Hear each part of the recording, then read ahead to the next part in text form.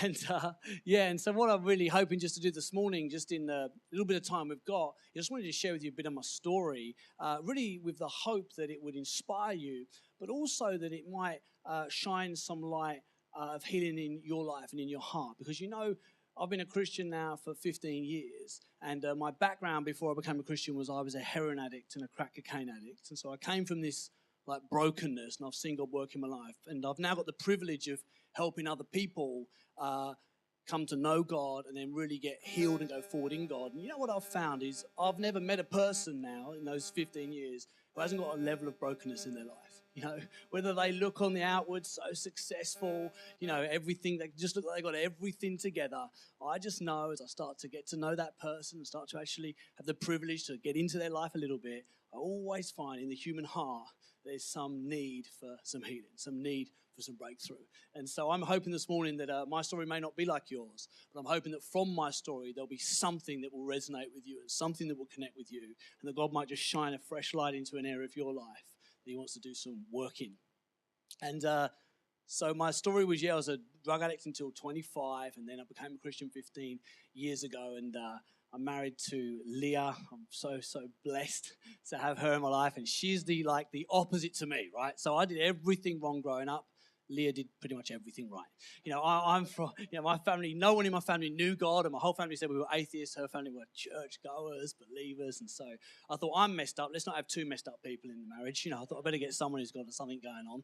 So God put us together, and we've got a daughter called Evangeline who's 2.5. So blessed, so blessed. But when I look back at my life, I think, man, it's so the grace of God that I've got those things now. And it's amazing, really, that I get the privilege to also help other people go forward. It's amazing. And I love how God can do that. Hey, you can have such a bad start, but it isn't how you start the kingdom of God, it's how you finish. And I also love that with God, no matter how tough a season is or how bad a season is, he can actually work all things for good. And literally over time, often your hardest times end up being the times that most help other people, And God is good, because another example of the grace of God is that I grew up in England in a place of continual grey and endless rain. And 5 years ago, God released me from the captivity of that nation and brought me to the promised land of WA, where I tell you, it's almost always blue skies. And so I think that's a real miracle. Getting off drugs, that was one thing, but getting me out of England, that was like, thank you, Jesus. I'm grateful for not injecting drugs, but I'm even more grateful for getting out of the UK. No, I'm joking.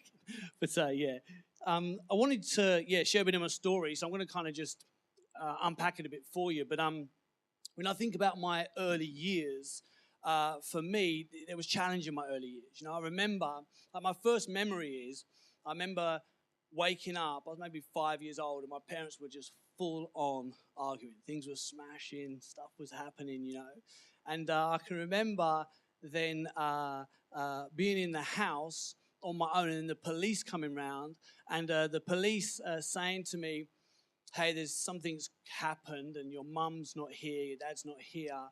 But hey, when your dad left this morning, what happened? And I remember before my dad left, he went to the garage and he got this tool for edging the garden, edging around the grass, this kind of tool with a blade on the end like this. And they said to me, can you draw it for me? And you know what? I remember in that moment, there was this conflict in my heart. Even at 5, I kind of knew, in this situation, if I draw this, I'm kind of stitching my dad up, but if I don't draw it, I'm kind of letting my mum down, and I was in this conflict. And I think that feeling, is a feeling that every child who goes through, the parents who have a divorce understands that feeling, I remember in that moment, and a feeling of uneasiness came into my life, whether it was at that moment or it was over that season, this sense of kind of uneasiness, kind of in the pit of my stomach. I kind of always had this kind of anxiety, and it kind of started at that point. My parents, broke up. What had happened that morning was they'd had this massive fight, and my mum had run away, and my dad thought, she's just going to hide in the bushes or whatever. She's going to see my car lights go past and go to work, and he'd taken this, garden implement to attack the guy she was having an affair with.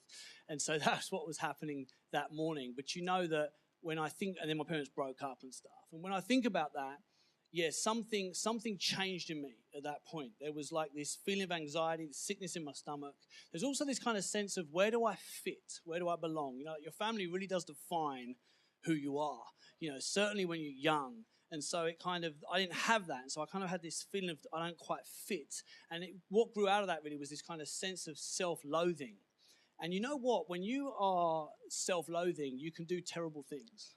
When you're actually broken in the core of who you are and you don't have value for yourself, you don't understand how God sees you and who you are, man, it's amazing the things that you'll do to yourself and that you'll do to others. And so from that place of kind of brokenness and self-loathing, I went into my teen years.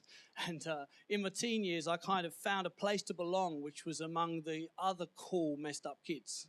And so I kind of was drawn towards the kids at school, doing the wrong things and, maybe the cool kids, but actually the broken kids, really.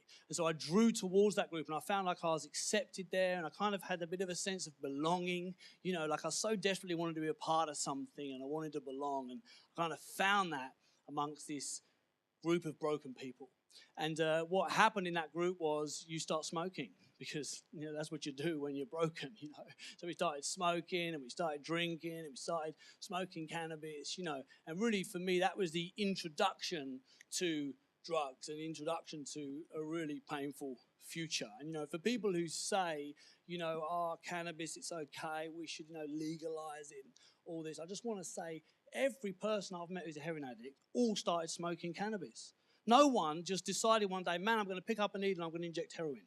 I've never heard of that happening. So I've met thousands of people since I've been a Christian, literally thousands of people, and helped many people change their life and get off drugs. I've never met anyone who said, I just woke up one morning and decided to inject heroin. They'll all tell you a story of how they started with a gateway drug, usually cannabis, and they tried some speed, some LSD, ecstasy, and it progressed. And eventually they got to this destination of heroin or crack cocaine or methamphetamine. So I want to say the choices people make, the little choices here, so have an effect, down the track. It so has an effect down the track. And so I'm in my teens. I'm looking for somewhere to belong. I think I've found this kind of place to belong. I'm enjoying drugs because it's like rebellion. And I'm thinking, stuff the world and stuff convention. And I want to be the rebel and I want to do it differently. And me and my group, we really understand life, And I was in this place of, oh, such wisdom, hey? In this place, we know it all. And man, we knew it all. And so I started to use drugs. Also, what happened to me then, which I think was defining too, was I got my first proper girlfriend, and it's interesting because I think in that relationship, I think I really was in love. And so for me, it was like a little bit of a salvation for me, because in my family, I'd not found this place to belong. I then got into this relationship, and it was like that was fulfilling in me that sense of need of love and of connection, and it really, really did something for me. And actually, I was no hardcore addict at this time. I'm just really dabbling in drugs. But then what happened was, right out the blue, she just says to me, hey, look, it's over. There's no real explanation. She just tells me that's finished. It just broke me, really broke me inside. And I kind of made the decision then, right, in relationships, it's hurt or be hurt. It's like someone gets hurt, right, from now on, I'm not going to be that person.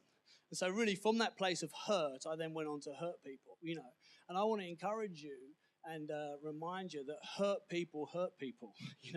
It isn't like that there's these evil, bad people in the world, right, who just do bad things. It's hurt people. When you're broken and when you're hurt yourself, often your defense is to hurt other people. And so in a way to defend myself, I ruined every other relationship from that point on, because I would never give myself, and I would always be looked to be hurting you, because I cannot risk being hurt, And also, to complicate things with that is sometime like 9 months after she broke up with me, I get this phone call, and she says to me, hey, I was pregnant, and I was going to get the baby adopted, tried to have an abortion, couldn't, was going to get the baby adopted. But actually, the baby's been born now. I wasn't going to tell you, but I'm telling you now because the baby's really sick and he's going to die. So I'm like, oh my gosh, it's like, and then I, went there. I didn't get to see Ben, but he died, just after a couple of weeks of life. And I remember going to the funeral. there's like a little coffin. You never want to go to a funeral with like a little, funeral's a bad hay, but when the little coffin comes, it's like, oh my gosh, like they brought this little coffin and, that was just another layer of, brokenness to my life, and no capacity to navigate that stuff, no capacity to kind of process it, to understand, just bam, that thing just hit me. And then I was like, I'm okay. And I just carried on in my life, and so that happened. And then also what happened around this kind of time as well was I started to kind of sell drugs, but it was almost by accident. What happened was I was with some friends and they said, hey, we're going to buy some cannabis, and this guy was going to pull up in the car with it, and they said to me, hey, you go and speak to him. They were a bit nervous or whatever. They said, you go speak to him. I'm like, yeah, I'll go speak to him. So they gave me their money, and I went to the car, and they'd given me like money to buy 3/8 of cannabis. And when I went to buy it, he was like, oh, if you buy 3, you like get 1 free. It was like, if you pay for 3, instead of buying 3/8, you actually get half an ounce. So he's like, so he gives it to me. I think, oh, like you get 3, 1 free. Okay, so that means I don't pay for mine. And then that clicked something in my mind, and then that really sparked really a future, if you like, or a period of time for me selling drugs. And so I kind of then became the person who could get you drugs. And you know what? My motivation in that, sure, money was a part of it, but my biggest motivation was it kind of gave me a sense of worth. Like I was needed, and what happened was it just progressed. It just progressed because I wasn't stupid, and so I kind of had a little bit of a business mind, and so the thing just progressed. And so, ounces became kilos, and kilos became numbers of kilos, and the thing just progressed. And before I knew it, I was at college, so I'd kind of just about straight through school. I then somehow, I don't know how, but I got into college. They must have been, they must have been short on numbers that year or something, because I got such terrible grades. But I got into college doing business and finance, and I applied that to drug dealing. And so basically I was then, at college, I'm 17, I'm earning lots of money. I had a pager. This is like, pagers were so cool, I had a pager, and then I got a mobile phone. Now, this is when it was really cool to have a mobile phone, and it was like, there was something in that. There was status. It gave me value. I was in demand. At the time, I wasn't thinking like this, but looking with hindsight, it gave me such value and worth, But what happened was, as it progressed from, cannabis. By now, I've used speed and ecstasy, other things, and I've started to sell those things. And eventually, I'm selling heroin and crack cocaine. And so making lots of money, but all kinds of bad things are happening around me. So people are going to jail. People are getting taken up the woods by like travelers who they owe money to for drugs and getting, tortured, and all this stuff's going on. And a friend of mine said to me, look, Spencer, you just do not want to go to jail. You are not going to go well in jail, like a skinny little kid. You are not going to go good in jail. He's like, you got to do something. And you know what? Maybe it was a revelation moment or whatever, but I just thought, man, I've got to get out of this drug dealing. I'm definitely going to go to jail. And I'd had loads of close calls. Like one time we were driving in a car and we had 4 kilos in the back of the car of cannabis that we were taking from England to Scotland. And police pulled us up and they said, open the boot. And they started to search the car. And as they went into the boot, they were just about to lift up this blanket where it was underneath. And as they did, a radio came through from their police car, emergency, whatever, 911 or whatever it is, I don't know, in progress. And they just left it and ran, jumped in the car and wheels spun off and sped away. And it was like, if they'd just done that, I would have been in jail for years, but they just didn't. So things like that kept happening. And so I thought, I'm going to go to jail. So I made, okay, I'm going to go travel the world and find myself. I kind of saw myself a bit like a Julia Roberts, that movie, Eat, Pray, Love. So I thought, right, I'm going to go discover myself, and I'm going to find myself in traveling. I'm going to leave all these people and this life and England. I'm going to go find myself. So I went to Russia. I mean, why the heck would you go to Russia? Anyway, I went to Russia, China, went to Mongolia, Siberia, like Ulaanbaatar, these kind of remote, crazy places, which would have been brilliant if I'd had the capacity to enjoy them, but I was so broken at the time. And then I went to Cambodia and Thailand. And I went from Thailand, I did some tours from Thailand into Cambodia, which was really not a good idea because it was basically just after the Khmer Rouge was ousted out of power and the UN were there. And so from Thailand, we did some tours into Cambodia, which was really stupid and dangerous. But I was hoping I'd find myself. Really, what my thinking was I won't use drugs, and I'll find myself. And I didn't use drugs because the penalty was so high in China and other places to use drugs. I really hardly used drugs at all on that trip. But you know what would happen with me? I was traveling with a friend, and he'd come out of the Marines, which was a real good setup, actually, because he was older than me, definitely kept me safe. And I was traveling with this guy, and what I found was whenever we got to places, he would just be at peace, he'd be enjoying it. But for me, the minute we stopped, that feeling would come back, that feeling of anxiousness and dis-ease, like I just was not comfortable in my own skin. And I'd want to be doing something. We've got to do something. We've got to get out of here, you know. And so I'd want to move all the time. And eventually we got to Thailand. He's like, look, man, I'm just going to build like a coffee thing on the beach. I'm just going to stay here a bit. Like it's like paradise here.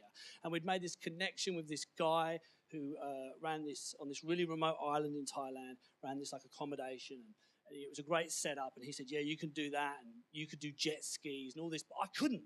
I just couldn't. I was just so uneasy. It was like the minute I stopped, it was like myself caught up with me. And so I then thought, I'm going to go back to England, and I'm just going to live a normal life. And so I went back to the UK, and I just had not found myself. In the movie Eat, Pray, Love, Julia Roberts, she eats this great food, and she prays this, random stuff, and then she, has a relationship, and she comes back having found herself. All I came back with was an STD from a prostitute in Thailand. That was like my, my great finding myself, And so I kind of, when I got back, I thought, well, I'm just going to get a normal job. I'm going to live a normal life. That's going to sort me out. And I got a job working for a transport company doing logistics. And it was just a boring, mundane job. I got this job. And you know what? It was like once I was stripped away, now I wasn't a drug dealer. I wasn't traveling. I was just, I guess, whoever I was. It was like this crushing sense of meaningless came into my life. And this sense of just worthless and this sense of unease. And I just couldn't do normal life. I just couldn't live. And looking back now, drugs were always a symptom for me. Drugs was never the issue. The issue was this brokenness, this anxiety, this I don't belong anywhere, I don't have a home. That was the issue. But drugs were the symptom. And what happened with drugs was they numbed that. And so then what happened was I just went hardcore now into being a heroin addict and a crack cocaine addict. So literally my life just became about getting money to get heroin, to inject heroin. I just got into this cycle. And what drew me to that was it numbed the pain. So I didn't get in a buzz off it. It wasn't like, wow, what a great thrill from doing it. It just took away the pain. Just numbed me in life and stopped all these feelings, coming up. And so that's really where I got to, I've got this regular job, but I'm just now a heroin addict in it. And I've got this sense of that my life is meaningless. I'm 20 years old. And my family think, man, we've got to do something with this kid because now he's really in trouble. And so they sent me to a drug treatment center. They paid a lot of money. It was like a private drug treatment center. And I just went there and, I remember it was like psychotherapy and counseling and all this like awesome stuff. But you know what? It had absolutely no impact upon me. It was like they would be saying to me, you've got to do this, this, and this, but I had no capacity to do anything. It's like I did not have the ability to follow these 12 steps or to do this or to do that. There was no capacity, resource in myself whatsoever to do the things. It was like it was impossible what they were asking of me. And so in there I just manipulated and kind of just got through there, but I didn't change one bit. And I remember I'd be in there and I'd be in the toilets and they had air fresheners and I was sniffing the air fresheners, getting high off of the butane air fresheners because I was just so desperate to kind of escape and so desperate to be relieved, And anyway, I left there, bam, went back onto heroin, and now things got real bad. So now, from that point after that treatment center, I really became the guy on the street. So I was using on the street. All the people I associated with were homeless people, and my whole life was just getting money by any means, getting drugs, getting in the toilet and injecting drugs. And so I'd really got to this rock bottom place. And in that place, I did loads of things I said I'd never do. Loads of things I thought, oh no, I'd never be that low. Like I burgled my stepdad and stole like $20,000 dollars from him.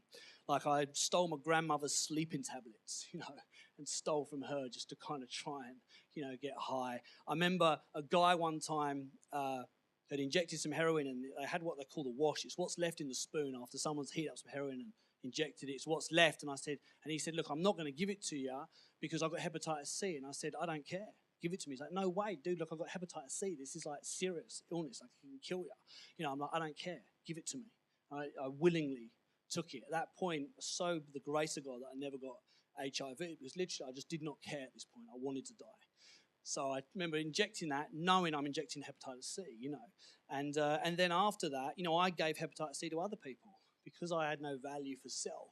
It's very easy to not value others, And so I just, did that. Now, by the grace of God, I've been, totally healed of that, which is absolutely the grace of God. But in this time, I remember loads of just things got so bad for me, and things got to a place where I never thought they would get. Like I remember I was on the streets in Soho in London, and they had like these mechanical toilets where you go in the toilet and after 20 minutes the door opens, and the door opened and the dude just fell out dead, just like OD'd in this toilet. I thought, man, this is the world like I'm now in.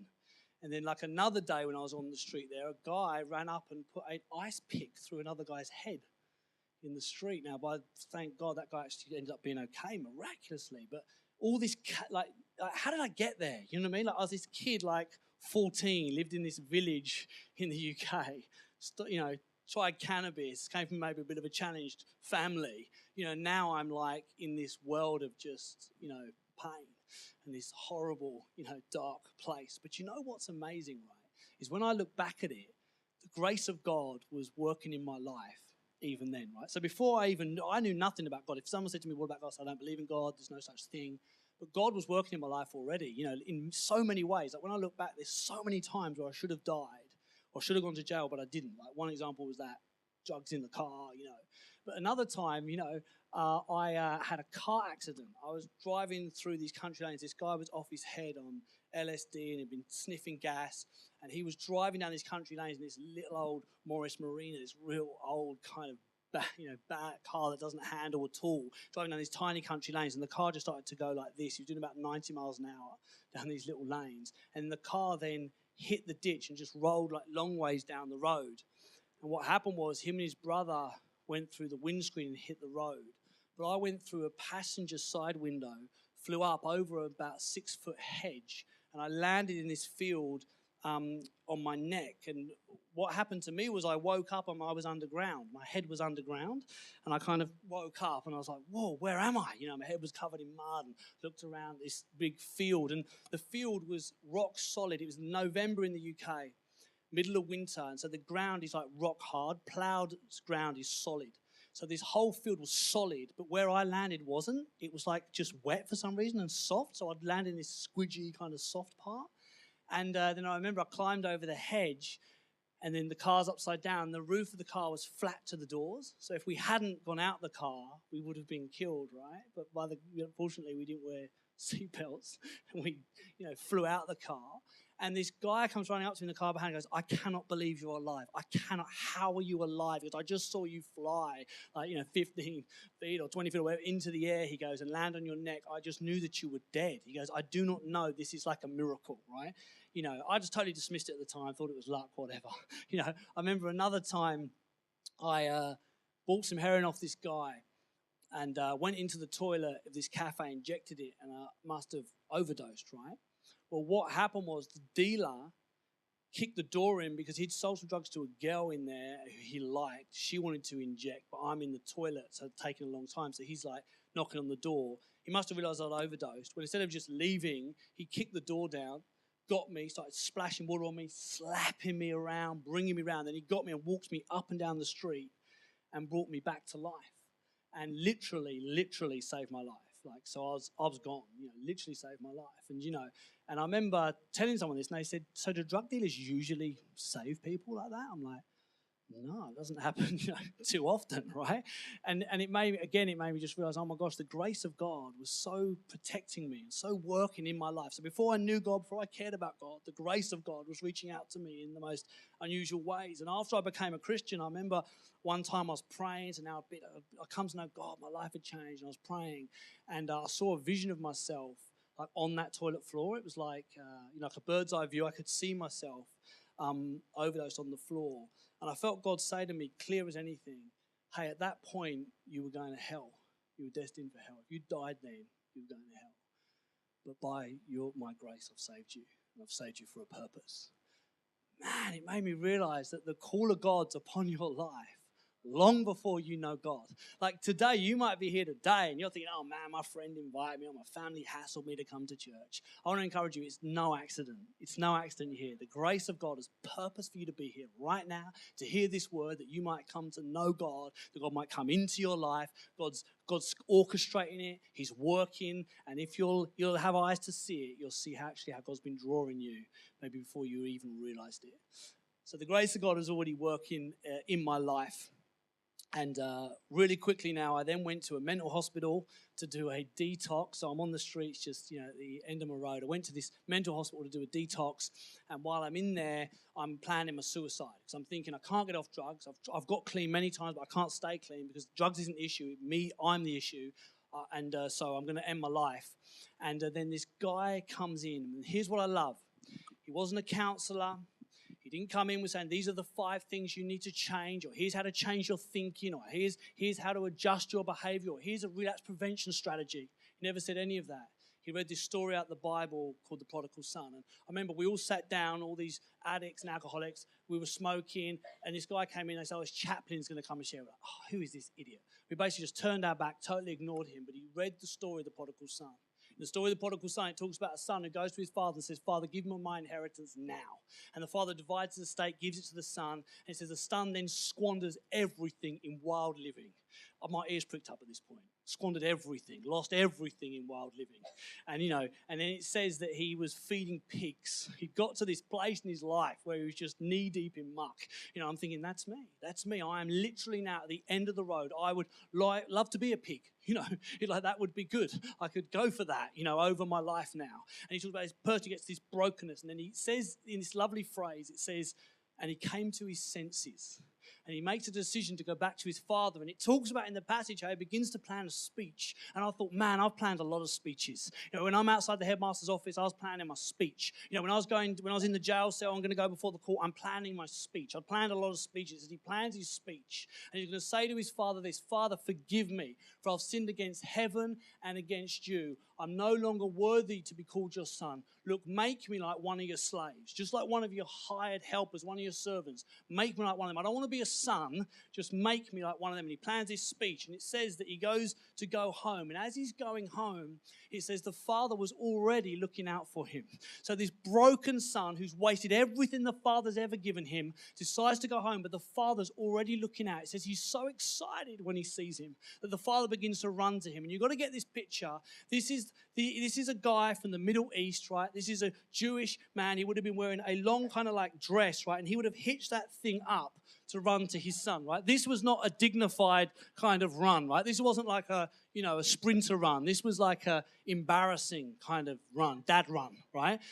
And actually in the culture, it would have been utterly humiliating for the father to do it. But such was the father's love that he would humiliate himself for the son. He runs to the son, and it says he throws his arms around him, kisses him. The son's not even said anything. The son hasn't even begun to deliver his speech. And it says he kisses him, right? Embraces him. And then the son starts to deliver the speech. And he says, Father, forgive me, for I've sinned against heaven and against you. I'm no longer, and then he stops him. And before he can say, make me like a servant, the father cuts in and goes, stop.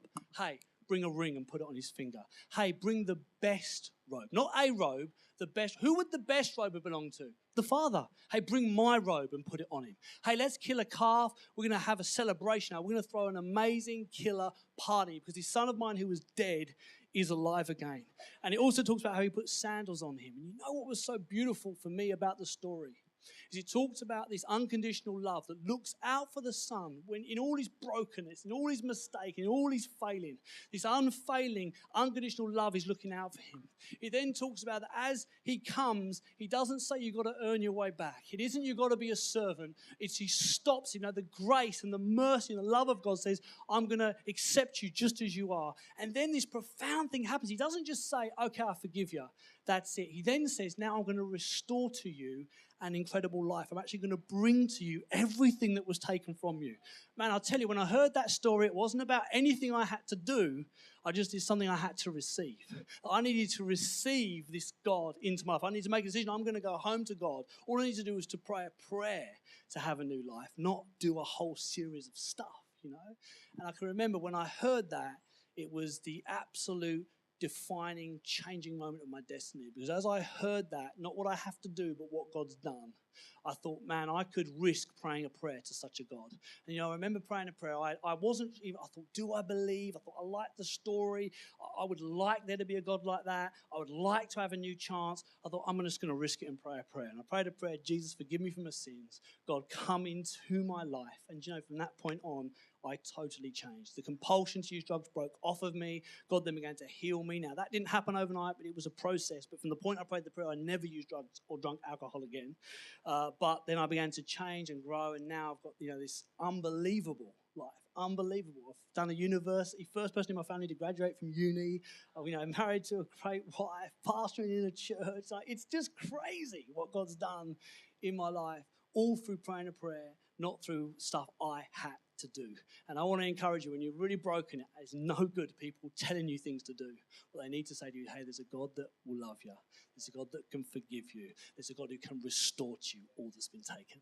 Hey, would you close your eyes with me this morning? I'd love to just take an opportunity to pray for people. I really believe that as I've been speaking this morning, God's been just touching on people's hearts. He's just been speaking things. There's been things in your mind, in your heart that just God's been highlighting. And I want to encourage you. You may have had a past nothing like mine. You may have lived totally differently. But I know that when I speak to people, there's something in the human heart that says, hey, I need unconditional love. Hey, there's something in the human heart that knows I need to be forgiven and I need a fresh start. There's something in us that tells us often it's not for me, or I'm too far gone, or I'm different. But I want to tell you, the Bible says that whosoever calls upon the name of the Lord. So whosoever prays a prayer to God, not the drug addicts who are really broken, or not the really together people, or not the church kind of people. It says whosoever will call upon the name of the Lord. It says will be saved. Saved from what? Saved from an eternity separated from God, coming into a relationship with God, brought into a fantastic life and future where God restores to you and brings into your life really what he purposed in the first place. The plan of God really opening up for your life.